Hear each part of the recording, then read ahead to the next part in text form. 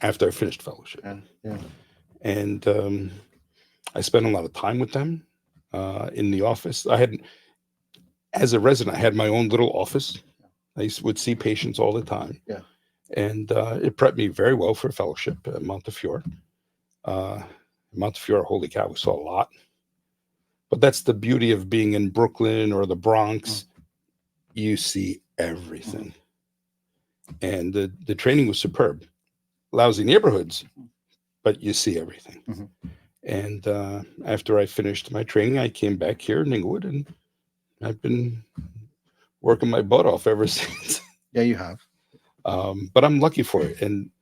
Um, and I tell patients all the time that I love working. I love taking care of my patients. I'm the luckiest guy in the world. I know what I'm supposed to be doing. I try and be good at it. At the least, patients know I care for them and I'm involved in the situation. And it takes a lot. You've heard of NCCN guidelines. Yep, sure. National Comprehensive Cancer Network, and all guidelines. And they're very important.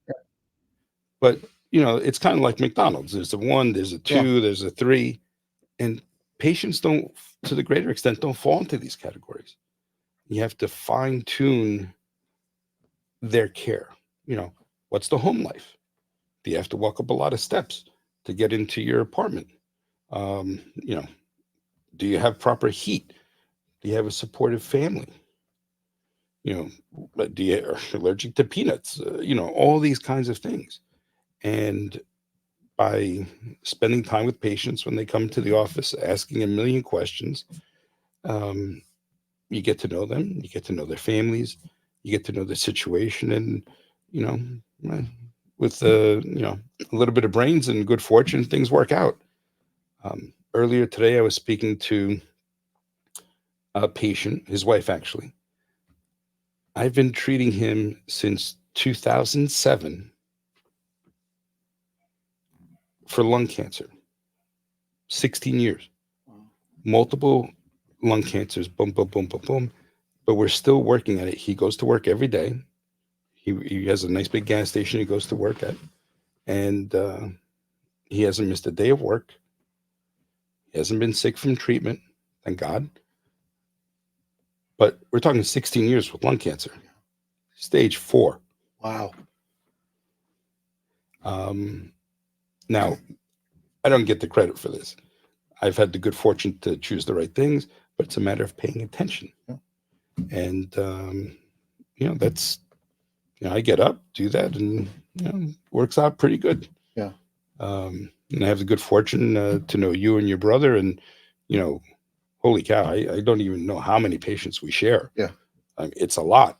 But likewise, I have the good fortune to have several other colleagues that trust me with the care of their patients. And, the patients themselves become a big referral source. Oh, yeah. Just like you guys, you have multiple family members. Yeah. Same. Yeah. I mean, thank you for sharing that. And that was a pretty incredible journey to hear. I've said before, I find that folks who end up doing something, don't I say this all the time? Folks who end up doing something professionally because of a personal experience are almost invariably elite at what they do. And when there's a personal story that you remember the room number from 25, 30, whatever years ago, and so you want to make decisions, you want to follow your heart. People say, should I follow my brain? Even in medicine, I have family members that are studying accounting. They're studying business. They're like, well, and they pull up these spreadsheets and they're like, Z, I'm finishing Rutgers or I'm finishing at Cornell. Literally, these are 2 conversations I had last week. Kid from Rutgers, kid from Cornell, family. Or, very close. Yeah. Italian style family. Yeah, exactly. Like, Z, you have 100 cousins. I'm like, yeah. We do. So, yeah. How many godchildren do you have, Z? Yeah. So one of them, accounting, and the other one like business, but not accounting, like whatever. And the first guy comes in, he shows me a spreadsheet. And he's like, should I do consulting or should I get my master's? And the whole conversation he's having with me is based off, he printed the average salaries you'd make after 3-4 years. And I understand when you're young, or even if you're not young, $6,000 difference in salary can be meaningful. But I'm sitting here, I'm like, dude, are you kidding me? Like, who cares if it's like 90,000 versus 95,000 over 5 years? When if you love it, you're going to blow that out of the park because you're going to be a dog. Yep. You're going to be the best, and you can forget the money will follow, right? Make sure that you do what you love. And so I always tell people, they're like, should I go with my brain or should I go with my heart? I say, go with your heart, follow your heart, and then apply your brain to it. Absolutely. Right. So, I love what I do as a pediatrician, but my patients, they don't benefit from me just loving it if I can't figure out what's causing the problem. Now, my passion for it makes me intense about figuring things out. Exactly. And so that combination, I think, is what makes you and the best doctors I see. So I always find, whether it's doctors, medicine, same in doctors. I have, I have a cousin. He actually did his residency at Englewood. He just finished his internal medicine residency at Englewood. Oh, nice. He just finished it. No, he just started it. He's an intern. Sorry, he's an intern. He finished medical school at Seton Hall, Hackensack. Okay. He was one of the first graduating classes because it's a new. Oh, yeah. So he's an intern at Englewood. This kid might be the smartest kid in my family, IQ wise. He's like he's smarter than me. You're not supposed to agree with him. Yeah. So very smart, very nice, very compassionate. He could do anything. And he wanted to do cardiology. He wanted to do all these things. Comes to us. He's like, hey, ZE. He goes to my brother first. And he's like, I really like taking care of patients and having continuity and having a relationship. I thought I'd like, these like specialties and stuff, but I just love sitting there listening and then fixing people's problems that are, basic problems that everybody suffers from, but they're not basic when they're you, right? Exactly. And so this kid is going into internal medicine. He's going to be a rock star. I'm sure he'll be referring patients to you. And he made the decision the right way, right? He didn't say, because, same thing happens in medicine. You know this, and I know this. You'll get a smart kid who loves peds or loves adult medicine.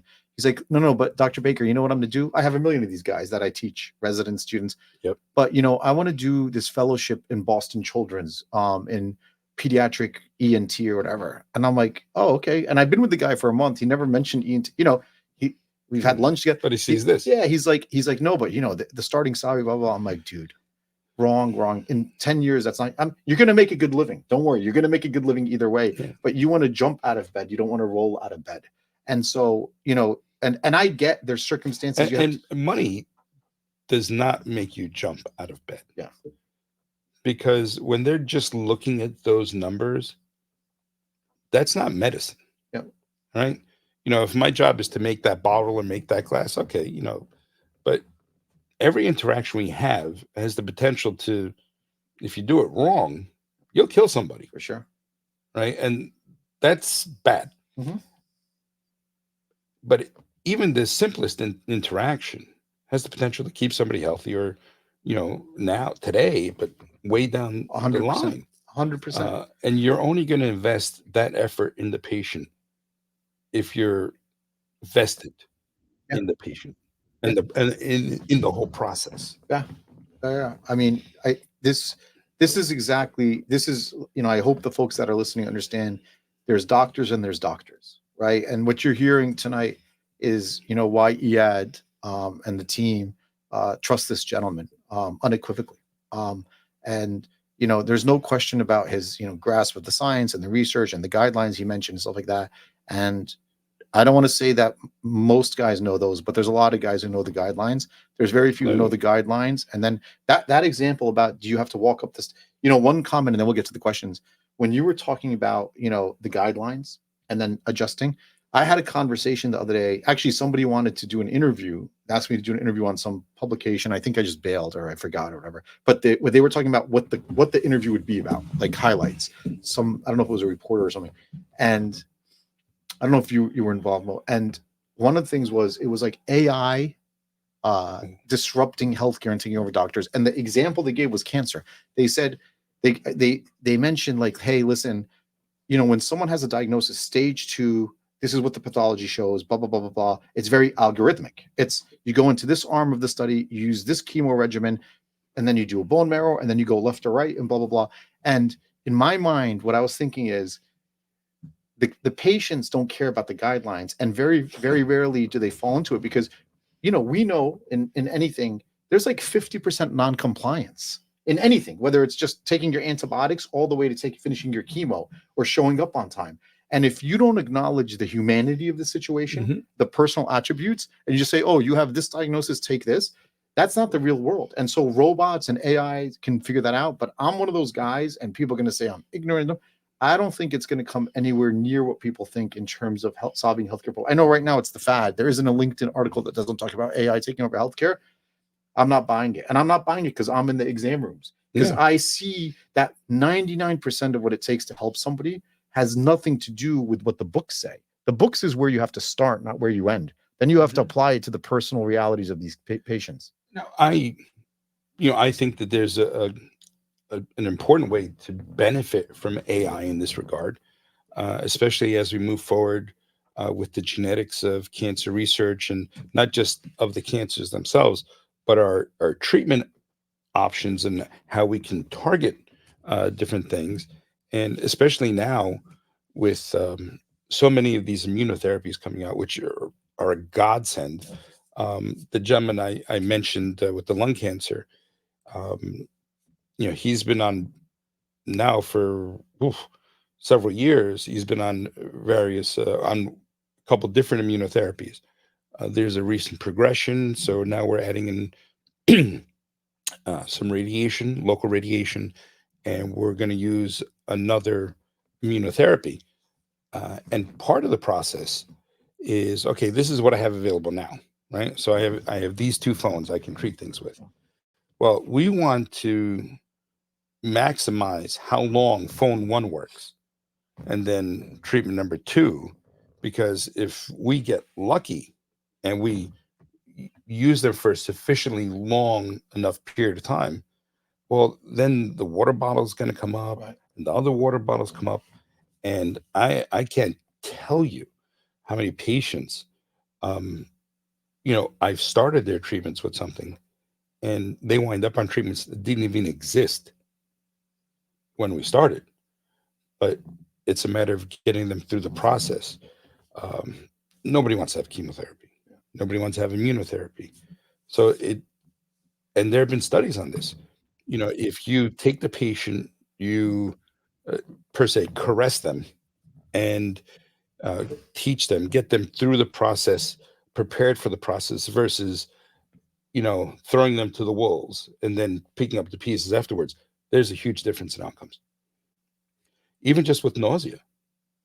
Um, so when this drug aprepitant came out a long time ago, there was a study that showed that if you went through one cycle of chemotherapy without it, the results were still worse after all later on, even if you introduced it, because people still developed nausea beforehand. I mean, heck, there were in the early days there were some people that we had to change the way they drove to the hospital because they just got nausea. One poor woman, Jesus, I saw her in ShopRite. She vomited because she just associated me with the chemotherapy. Long, long, long, long, long time ago, when we didn't have the medications we have available now. I felt horrible that day. Good God. But if we can use all the tricks to our disposal and really prepare our patients well, um, preventing nausea. Like if you prevent nausea, you don't have to treat vomit. Right. And if the patients are anxious, you have to treat that. You get the patient coming into treatment as, I wouldn't say calm, but less stressed as possible. The process works better. They get better sleep. They get better nutrition, less anxiety. Things work better. And then if we have the good fortune to have good results, we use that. Yeah. Because the psyche behind this whole thing is huge. I've had several patients over the course of my career, more so when I was younger, um, that they didn't have horrible cancers. but they thought that having cancer, and these two women in particular, and not being able to smoke and do things the way they used to, that it was going to be such a change for them that, they didn't want to be here anymore. Um, so, you learn how to assimilate with the patient. And look, we're all different. So we have to be very, per se, malleable. Um, Patients come in. There's no judgment. You eat what you eat. You sleep with who you sleep with. You do this. You do that. As long as it's nothing bad. Like shooting other people. But the patients can really tell when you're involved in that process, and you tune the treatments to and the whole scenario, not just the chemotherapy, but the pre-medications, the post-medications, and you make it for their particular process, and things go much better. Sure. And that really, really pays off. Yeah. And then you get to tell good stories to people. Sure. And then their family calls you. I have a patient. She's not my patient, but she is the next door neighbor of my patient. Now, this particular patient of mine, they have a home here and in Naples, Florida. Her next door neighbor, who she's known for a long time, developed a lymphoma, what my patient had, as a matter of fact. And they asked me to speak to her. So I went and we had a nice phone chat. We did a FaceTime, and I explained things.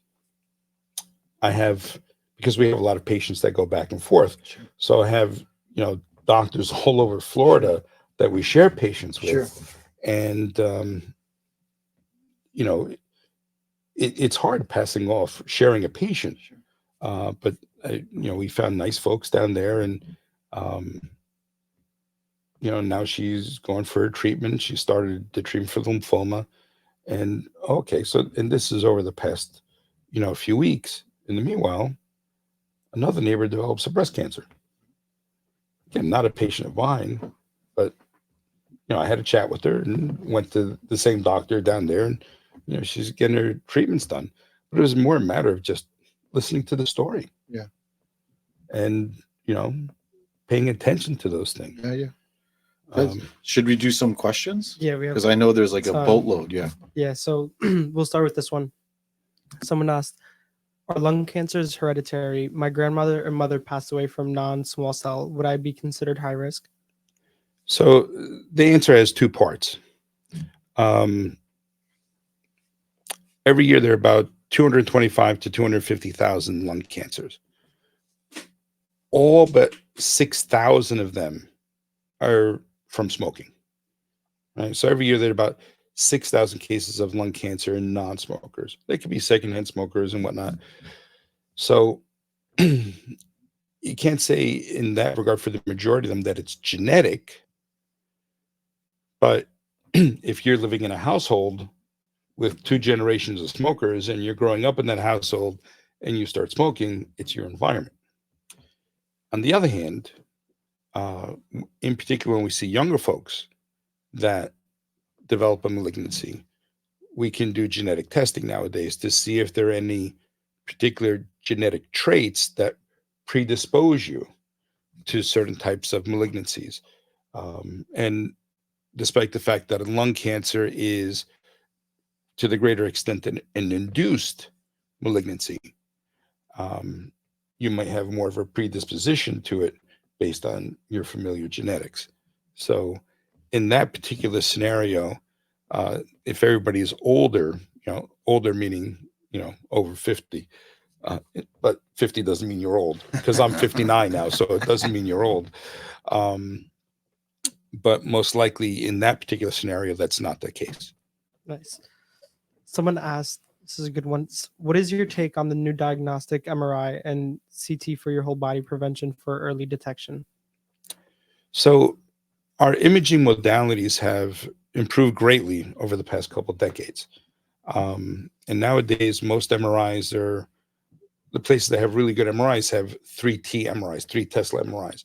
So with MRIs, the bigger the number, the bigger the magnet. The bigger the magnet, the sharper the picture. So it's like, with our phones, if you had a 1 megapixel camera versus, gosh, what are these things now? 12, 13, 15 megapixels, you get a sharper picture.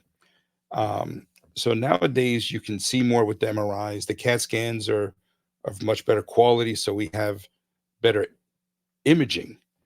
That said, in terms of just overall screening for patients, for folks that have any history of smoking, definitely low dose CT scan is helpful to find smaller cancers, and that has a huge impact on things because the majority of lung cancers we find are stage 3 or stage 4.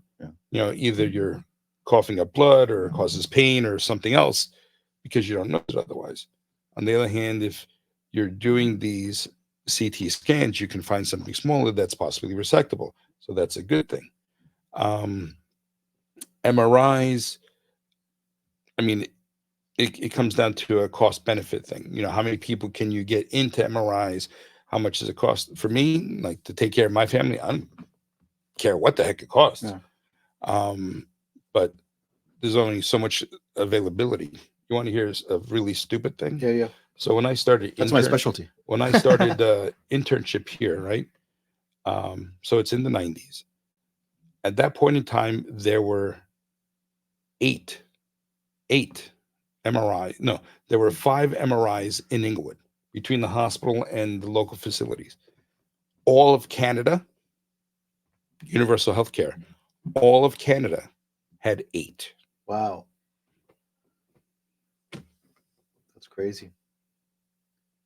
8. So I guess what you weren't getting too much of in Canada back then, MRIs. Yeah. And between, let's say cost is not an issue, MRI or CAT scan for the folks who are going to do these independent screening. It depends on the particular thing you're looking for.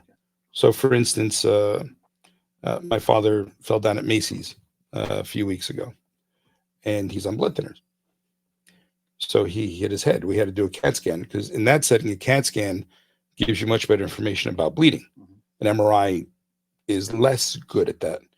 But if you're looking for tumors, the MRI is far superior when looking at the brain. So it depends what you're looking for. So if we're looking for hematologic malignancies that might be in the bones, say myeloma, melanoma, myeloma or lymphoma, the MRI of the bones can give us certain things. CT scan looks at things a little bit differently. So it's better at looking things like the lung. MRI is terrible because the lung's moving all the time. And MRI only looks like stuff that doesn't move. So it depends what you're looking for. Nice. Next question. Someone asked, do you think doing early genetic testing for a cancer is a good option for patients or not? Depends on family history. So if we have a strong family history, 4 women under the age of 60 that have had breast cancers, then, I'd be on board with testing as much as you can. If you have one person or multiple generations that had a prostate cancer and that's it, then it really doesn't make sense at that point. So it's important to know our family histories. Now, for a lot of us immigrants, how much, family history do we have? Because if we came from places where, the primary cause of death was infection, Right. What are you going to get? They passed before you would know. Exactly. And I think the reason this question in particular, like the imaging screenings, is far less standard, I would say, on a population basis. But what we're seeing in the primary care space is a lot of the commercially available genetic screenings that are being pushed as very routine. And the guidelines are getting more liberal in terms of doing family cancer screening. So now it's much more common. Mhm. And I think probably some of the people listening or watching are curious because a lot of the primaries don't even know about it. Like No, we you're right. offer it. Send a bunch out every day. We send and we Yeah. offer it, and we've saved. I mean, each of our adult doctors can tell you about somebody's life they've saved through it. Sure. But a lot of primaries in the community don't know it or don't know exactly when to bring it up. And so I think we're kind of in the early innings. Like 10 years from now, it'll be more standardized. Oh, absolutely. But right now, having the patients know when to bring it up and what to do if their doctor doesn't know what he's talking about. You know, in any part of medicine that's an evolving field, there's a certain take rate with a certain amount of time. I think you're being very generous to say that they're more liberal with things now, because I think it's still a real pain in the neck to Yeah. get a lot of these things approved. Yeah. I can't tell you how much time I wind up arguing with insurance companies to get various genetic testing and radiology tests and so forth approved. I mean, heck, there's one insurance company that, if there's a particular doctor that has a peer-to-peer with me, he just gives me approval. He's tired of me yelling at him. Yeah. One guy actually came to me as a patient. Oh, really? I said, I recognize your name. He said, yeah, I'm the medical director of this particular insurance company. I remember you. I'm not going to say what I said, but you were not nice. And I said, what in the world are you doing here? Like, every conversation you and I ever had was not nice. He's like, I never had a doctor fight so hard for their patient. Wow. So, he wound up having lymphoma, and of all things, at one point in time, he had some symptoms. So, look, we have to do an MRI. He said, no, I wouldn't approve it for anybody else, so I wouldn't do it for me. I'm like, dude, you need an MRI. He wound up paralyzed. Wow. I said, you gonna listen to me now? We fixed it. He had a cord compression that we fixed, and then the insurance company that he was the medical director of for 25 years, they dropped him. They fired him. Wow, that's crazy. Even when they're own. Even when they're own. And I don't know how much time you guys spend arguing with them, but I spend a lot. Yeah, we spent a few decent amount lifetimes. Good. These are great questions. Yeah, even better answers. This is a good one. Someone asked, what type of diagnostic monitoring should a stage 1 breast cancer TNBC breast cancer survivor have? Ultrasounds, MRIs, PET scans, and how often? Well, it's a loaded question. All right. First, I hope you're doing well. And I hope the team you have is, guiding you through things. The amount of testing you do comes at different points. I'm very big on, you get through the first part of treatment. And for me, it's every 3 months for at least 2 years. And oftentimes especially for a TNBC, triple negative breast cancer, I will often keep them at every 3 months for longer than 2 years. And then you're supposed to bring it out to 6 months. I keep them at 4 for a while and then bring it out to 6 months. I am exceptionally protective of all my patients, but in particular the triple negative population. And can you say a few words about that? Well, breast cancer comes in a few different flavors. Mm-hmm. So we have hormone positive breast cancers, so estrogen receptors, progesterone receptors, and they say, oh, this is that's the good breast cancer. Right, you hear that? I don't like to use that. It's a cancer. It's not good, but it's the less bad breast cancer. And then you have a HER2, HER-2. And that's in of itself not a hormone. It's a receptor that is shown on the cells or not shown. Ages ago, if you had a HER2 positive breast cancer, that was really horrible until we came up with Herceptin. And when that drug came out and the study started in 1998, it was a miracle for these patients. And there have been advances subsequent to that. I had the longest living patient on that trial. Um, she started the trial in 1998, and in 2012, 2013, she moved to South Carolina. She was metastatic. Wow. Everybody in that trial was metastatic. And she, it got to the point that, it was every week and then every 3 weeks. And after a while, it's like how long you're supposed to continue it. So my mentor at Montefiore Medical Center, Dr. Joseph Sperano, who's the most brilliant person I've ever met, I called him. I said, what do I do? Do I continue treating her? I mean, and he's like, well, she's the data. Right. She was the data. It had nothing to do with me. It was the drug.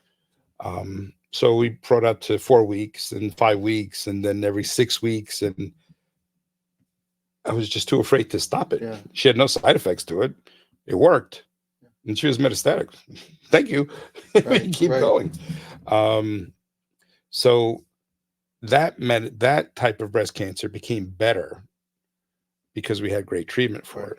Right. With triple negative breast cancers, over the course of time, we've developed some treatments, and over the next several years, we're going to have a little more. But if we look statistically at a hormone positive, HER2 positive, and then triple negative has more aggressive features. So if they're more aggressive features, I'm more aggressive with following up with the patient. And can you talk a little bit about, because breast cancer is one of the most common cancers. Sure. It can affect half the population. Could you talk a little bit about just screening? Like, when should women start checking themselves? How should they check themselves? When should the doctor order the mammos? How often? Mm-hmm. Can you just say a few words about that? Sure. Well, the most important thing to do with breast cancer screening is every woman should know her breast. And, that starts with the gynecologist usually. Maybe in adolescence, adolescent doctors can instruct a young woman to do a proper breast exam. But I think the big work has to be done by the gynecologists in that regard. Not just doing the breast exam, but teaching a woman her breast exam. And I would make sure I do that in the office all the time. I asked them, when do you do your breast exam? And even casually, everybody showers, pretty much. So a woman can usually know and feel something, and men too. Yeah. 1 in 200 patients is a man. Yeah. So a lot of women are afraid, like, oh, I'm afraid to do it, like to look, because I don't know what I'm going to find, and I don't know if it's important, if it's not important. So we'll teach them the breast exam. And if you take away the fear, then it becomes easier to do. And sorry, just so any female who's 20 that's watching or listening, who's 20 years and older, should have learned how to do this kind of exam from their OB.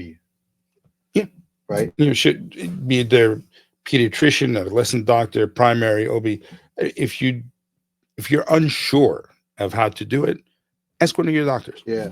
And then if they feel something, they come to the doctor. But let's say they're doing it, they don't feel something, and then mammos. I like women to have a first mammo at 35, and that's kind of a baseline, just to get it going. For the great majority of women at 35, there'll be mammogram and ultrasound because the breast is denser, and the ultrasound using sound waves rather than X-rays visualizes the breast a little differently, and this way you can get an idea of, okay, this is like our control picture. And then at 40 to start doing them yearly, and if there are issues, then to follow up on it regularly. Mammographers have a really, really tough job. And when we first started doing breast MRIs, wow, that was really tough because the pictures that came out were just so astonishing. I mean, there was so much stuff on these pictures. And I remember, breast conference over here in Inglewood, and Mindy Goldfisher, who's probably the foremost mammographer in the world, in my opinion. Okay, well, we have to do a biopsy, we have to do this and that, because we were just learning. We're seeing all this stuff. We didn't know what each little individual spicule, it's not spicule, it's the wrong word, I apologize. Each image we were seeing, exactly what it represented, because there was so much more material to look at. But now there's a great fund of knowledge, and a really dedicated and sophisticated mammographer is one of the most important doctors in the world. Yeah. Nice. Dr. Condemi, someone wanted to give you their thanks. They said, that's nice. a couple people actually, yeah. Someone said, please tell Dr. Condemi thank you for taking care of Carol Tomazeski with compassion, empathy until the end. Best doc. That's nice. Thank you. And then this is actually a Yeah, question nice. from one of our fellow cardiologist friends, Dr. Davies. Yes, on the topic of lung cancer, what are your thoughts on the newer blood tests, which test for antibodies of possible very early cancer / high risk nodules, usually after incidentally found nodules? So we find a lot of incidental nodules. Pretty much everybody winds up in an emergency room nowadays, winds up getting a CAT scan. And some of the studies out there show that about 20% of all scans show incidentalomas, incidental findings. And in particular, if it's somebody that has a smoking history, it perks you up at that point. And now we have an evolving technology with new blood testing that it's evolving. But I am happy to use any particular thing that can give us a leg up to find something earlier. What's the downside? Well, it's evolving. So, it's not 100% stuff. And I'd rather go through, holy cow, I got to get the results. I don't know what it is. And then go, whew, it was nothing. Then 3 years later, uh-oh. So there are a number of different companies that have tests available now, to the greater extent, the kind of proprietary testing that they're doing. I don't know that any one is better than another right now. So we've been kind of mixing and matching, depending on the insurance of which lab we'll send to. To date, I have not had a test. Now, mind you, the patients come to me, the great majority of them already had a malignancy. So my population is different than, say, you guys see in the office, right? Sure. To date, I have not had any of the blood tests find a primary, but I've had one colon cancer that Signatera found the recurrence before we could see it. Okay. So in that regard, it's just going to get better and better. Nice. Early innings. Yeah. Someone wants to know if they've been smoke-free for 15 years, would they still be considered high risk for lung cancer? So every day that somebody doesn't smoke is a better day. But if you've already smoked for 15 years, if somebody has a 10 to 15 year smoking history, their numbers never come back down to normal. But the healthier we live, the healthier we live. So how about marijuana? I'm not familiar with any really good data to, I haven't, I don't know anybody that smokes enough marijuana, even Willie Nelson, that smokes enough marijuana to, develop a cancer from it.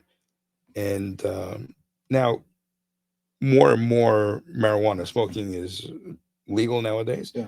So it's more out in the open, and over the coming decades, we'll find out. Yeah. But I don't like anything combusted that's smoked. Sure. I don't like vapes. Sure. I don't like cigarettes. I Right. don't like cigars. Um, Nothing, the lungs weren't designed for that. Right. Right. There's nothing hot that we're supposed to be inhaling. And look, we're not supposed to be inhaling, the exhaust of a car. Yeah. But the exhaust of a car nowadays is way less polluted than a cigarette. Right. Right. Nice. Next question. Someone wanted to ask, is there any upcoming holistic treatments for cancer? If so, what are they? And specifically not chemo. Well, chemotherapy is a very particular type of medication. The great majority of things that we use nowadays are immunotherapies and distinct from chemotherapy. So Can you just define the difference? sure. Like people in the old days, what I call the old days, the treatment was worse than the disease, right? It used to be, okay, you have your lung cancer, you're going to start chemotherapy. Here's your chemotherapy medication. Here's the puke, the bucket that you're going to puke into. Literally ages and ages ago, that's what it was, because there weren't good supportive medications to prevent nausea and vomiting. And the medications themselves, the chemotherapy agents, which are drugs, they're chemicals, right? They're designed to go into the cell and in one way, shape, or another form to prevent duplication of that cell.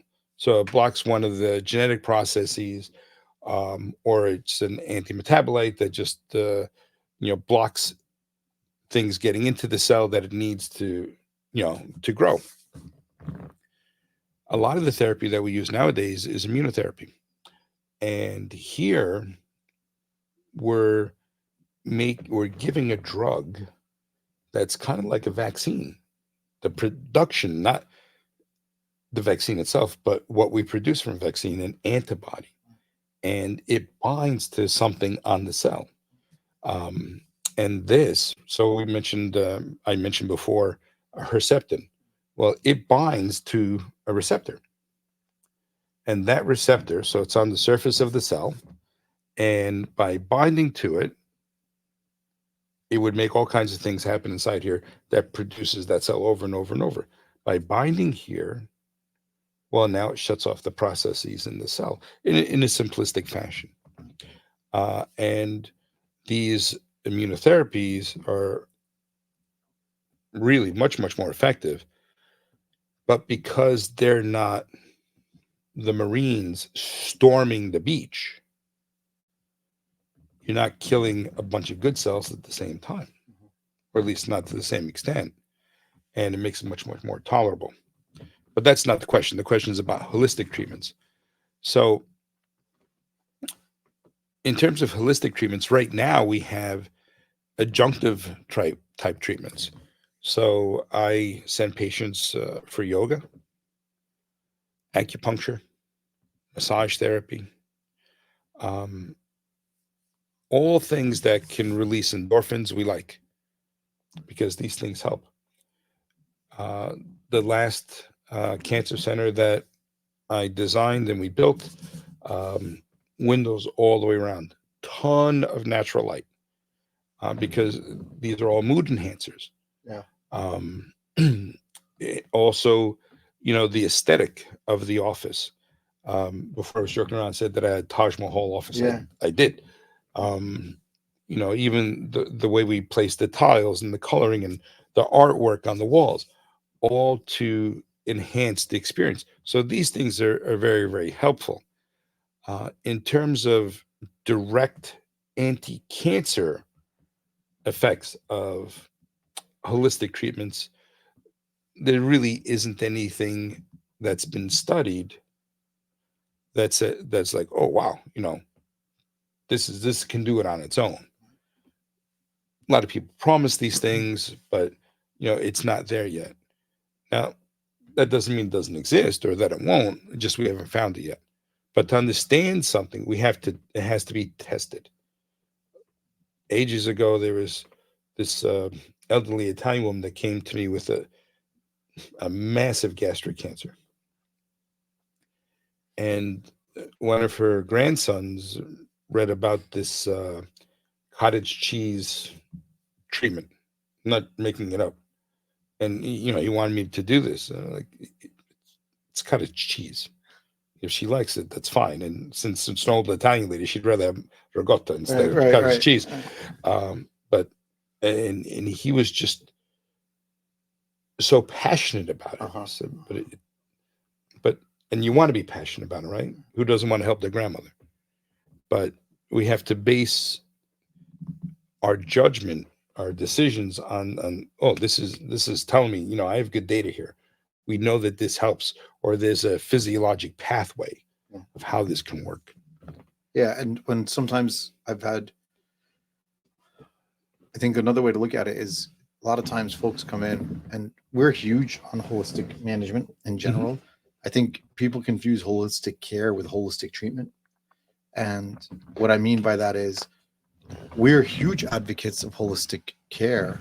In fact, we don't think you should take medicine to avoid cancer. We think you should avoid unnecessary medicines, avoid unnecessary chemicals, get natural antioxidants through fruits and vegetables, hydrate, don't drink a ton of alcohol, which causes a lot of cancer. Don't smoke a lot of crap, which causes a lot of cancer. Don't smoke any crap. Any crap.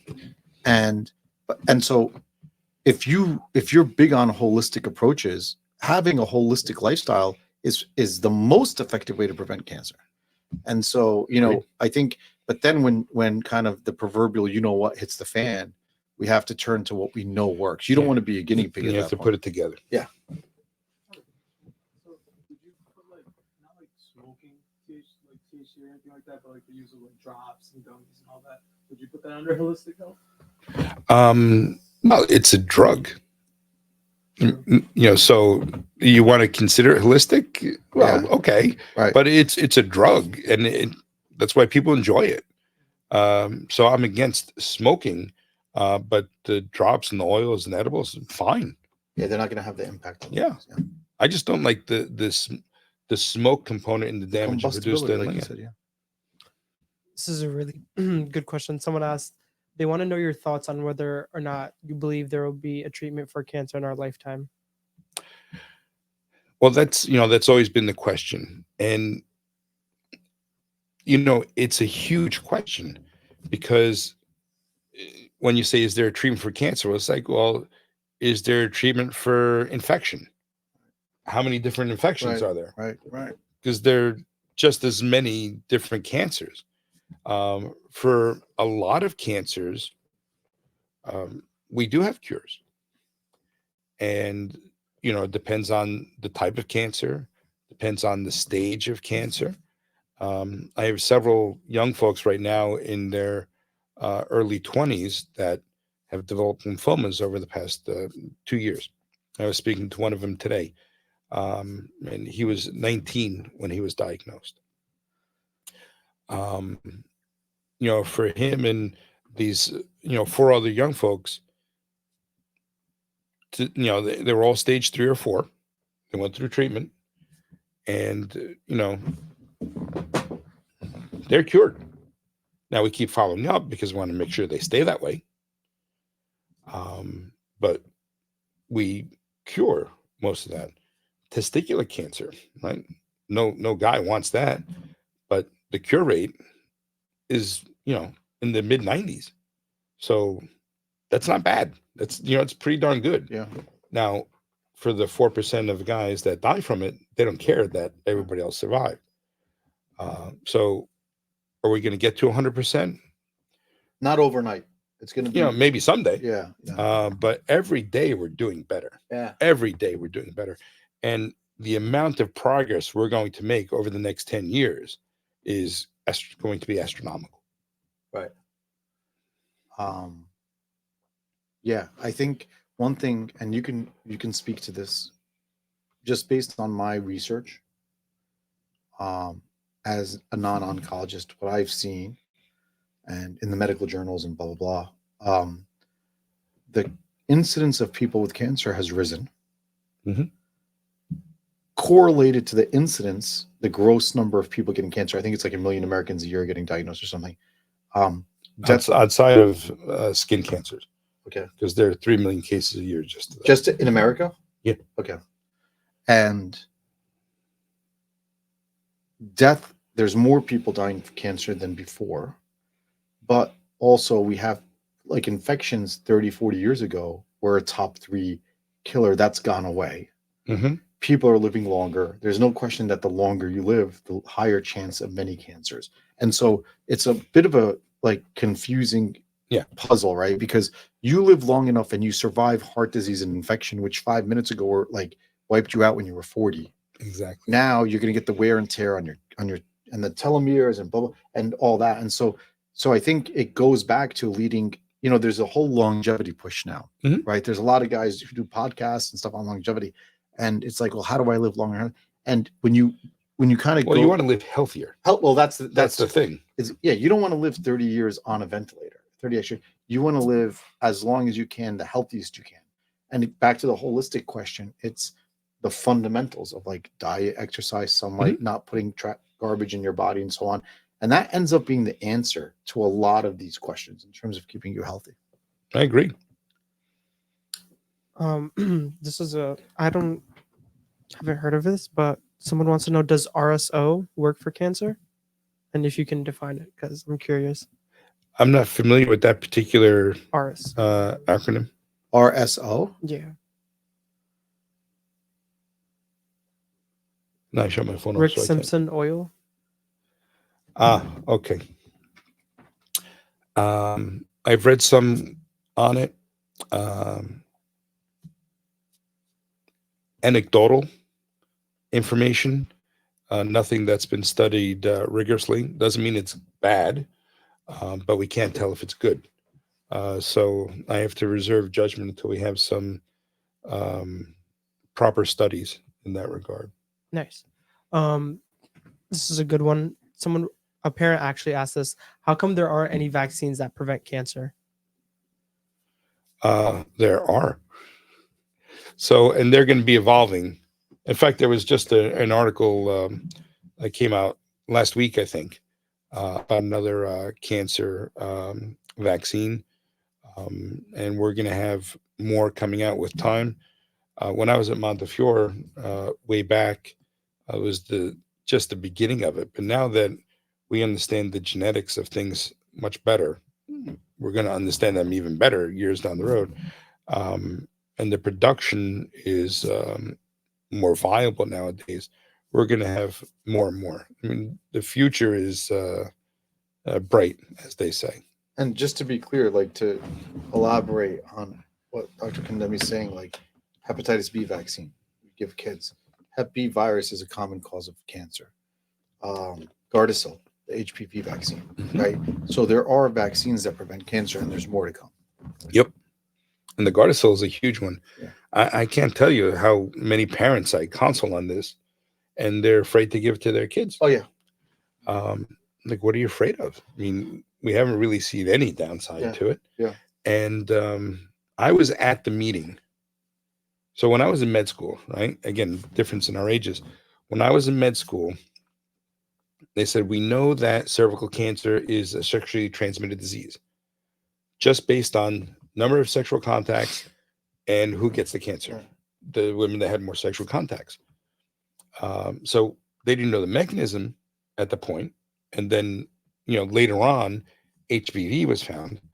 And I was at the ASCO meeting when it first came out that HPV, same virus, is what's causing tonsillar cancer.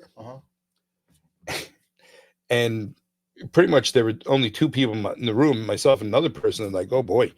And everybody else is scratching their heads trying to figure out, how things got there. But it all makes sense. This is part of human life. So it's how long was it going on before we knew what it was? A long time. Yeah, for sure. Nice. Someone wants to know, in your opinion, what do you think is the worst cancer to have? Acute leukemias are acute leukemias are really rough, especially in the adult population. And children can be a little bit different, but pretty much every acute leukemic that I've diagnosed, well, every acute leukemic that I've diagnosed on a Monday, you're having this conversation with them, and we have to start chemotherapy now. No, well, I want to think about it. Like, you don't have time to think about it. What do you mean? Because if we don't start chemotherapy within the next 12 to 18 hours, you're not going to be here Friday. I diagnosed a 19-year-old at North Central Bronx. They called me 11 o'clock at night. I was a fellow, and it's an 18-year-old girl. She was bleeding out of her ear. Okay. She's in the emergency room with her 36-year-old mother and her 10-year-old sister. And, I drive in from New Jersey and go look at her blood under the microscope. It's all leukemic blasts, 125,000 white cell.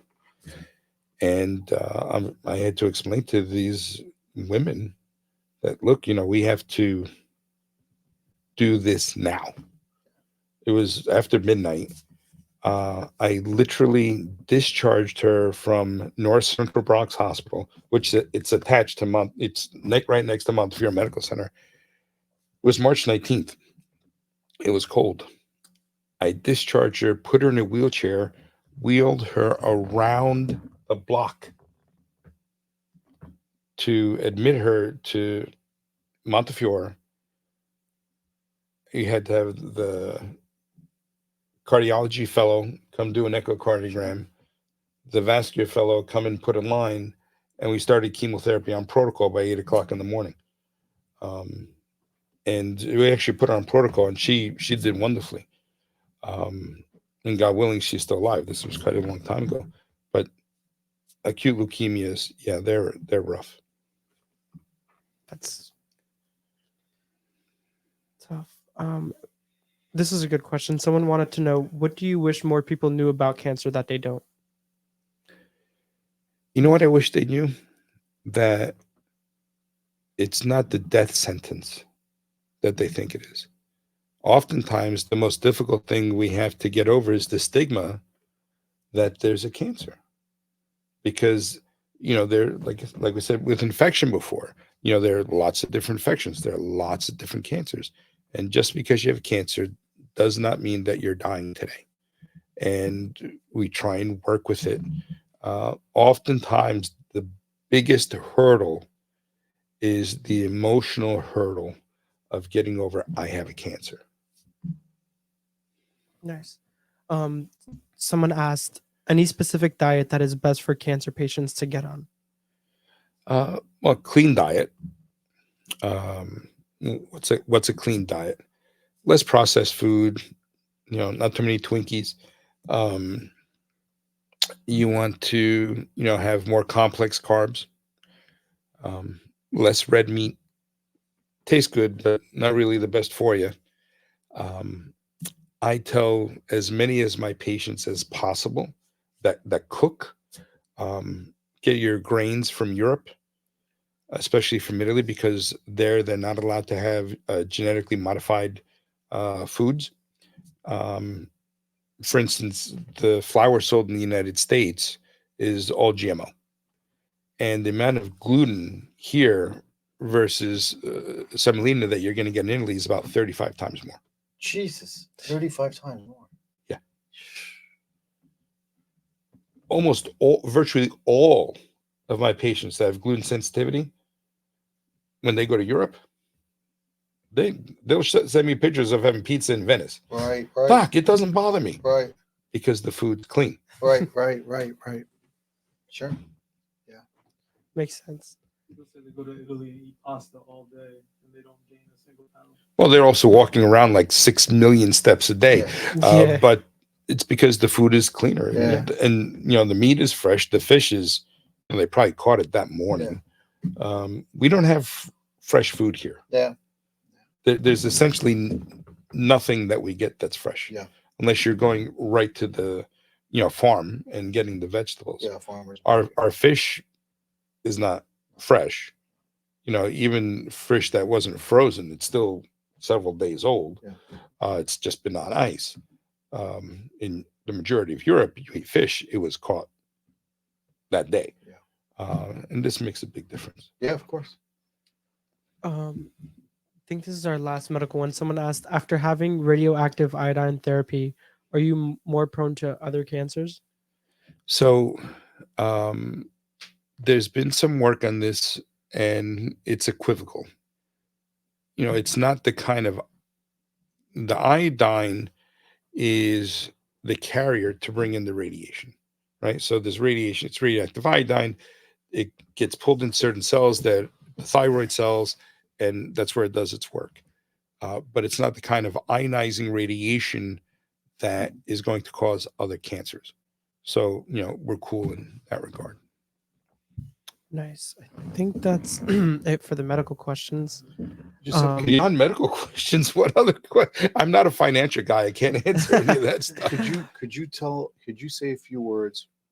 I'm surprised there wasn't any questions on pediatric cancer, because we take care of a lot of families, obviously, Mhm. like where Sure.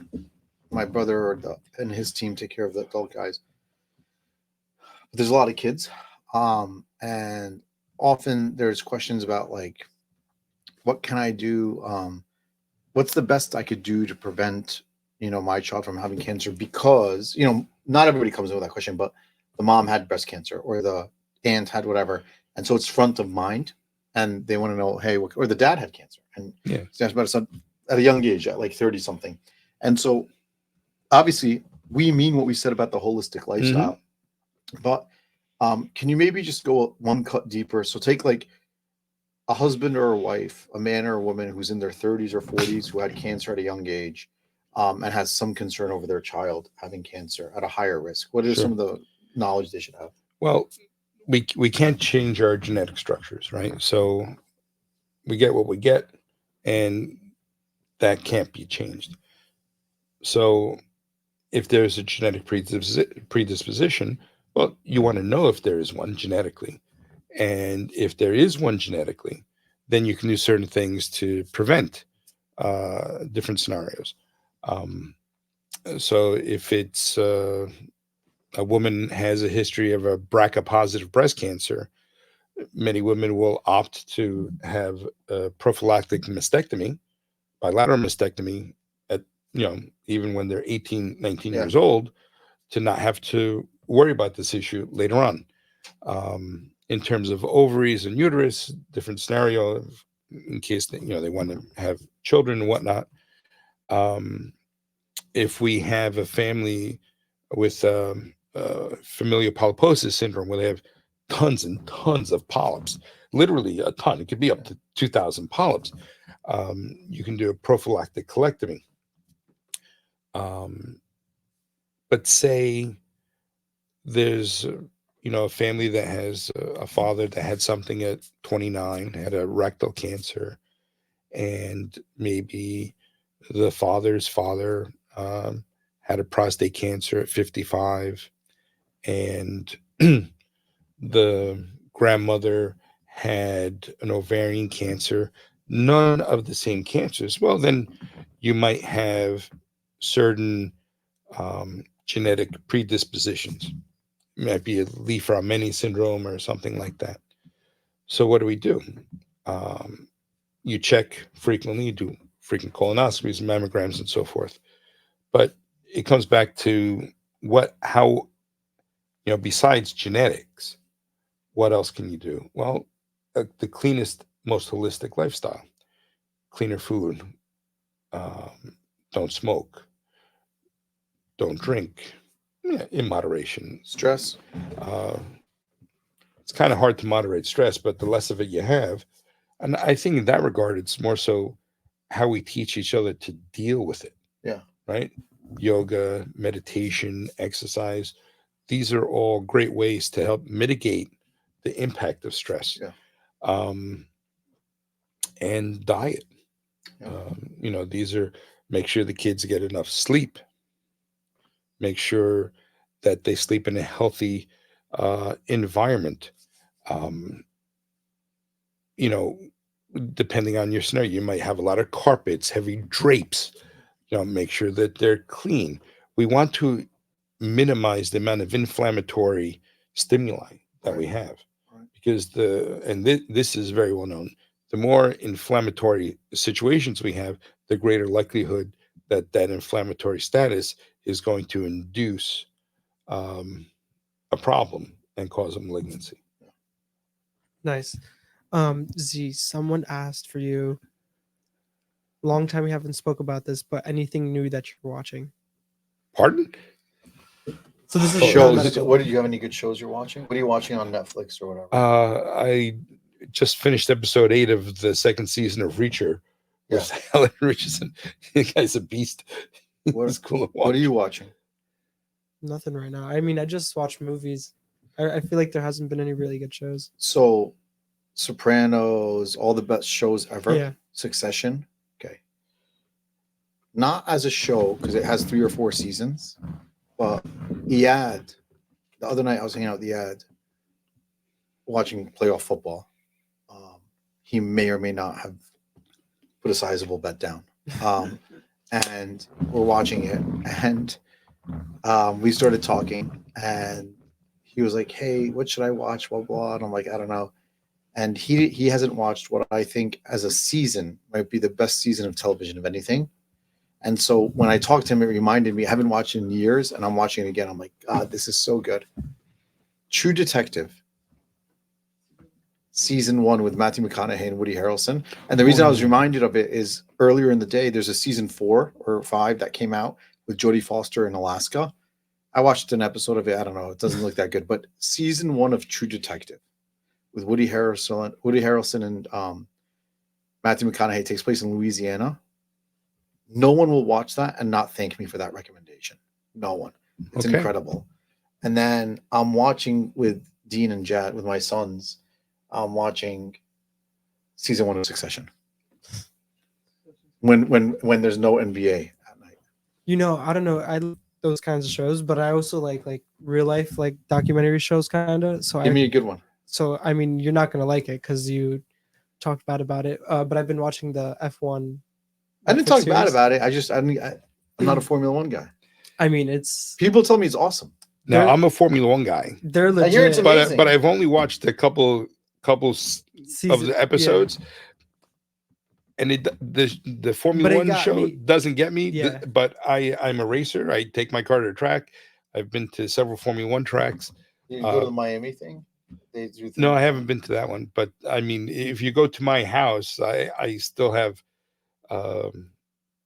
Niki Lauda up there, James Hunt, and Mario Andretti, and a big poster of Michael Schumacher from his victory. So I grew up with Formula 1. Yeah, the show got me into Formula 1, and it's. But this show didn't turn me on at all. Right. Despite the fact that I'm a Formula 1 guy. So you watch Formula 1 regularly? Well, when I was young, it was hard because it wasn't televised. Yeah. Here. Right. You know, I had to stay up at night and watch Sports Center, the Sports Center. top 10. But then once it started getting on speed TV, and I would wake up at 7 o'clock in the morning, 4 o'clock in the morning, watch the races in Europe. Yeah, that's awesome. Condemi tell you he used to have his own radio show? We talked about it. And then the last thing, I mean, we get asked this every week until it's past the season, but your playoff predictions for this weekend. Are you a football guy? I am a football guy. So we got Ravens and Niners. No, Ravens. Sorry. and the Chiefs. Ravens, Chiefs. Lions, Niners. Ravens, Niners. Ravens, Niners. Book it. I think so too. Yeah. And who do you have in the Super Bowl, or should we wait for that? I want your opinion, Dr. Condemi. Oh, I think Lamar Jackson is going to win. I think it's this his year too. Yep. He's focused. Yeah. Yeah, he's a beast. Yeah. My son is a junior in college now, and he's still playing football. He's a quarterback, but he was a Bergen Catholic here. Okay. And that gee whiz, I coached him from kindergarten to 8th grade, and then when he went to high school, he had real coaches.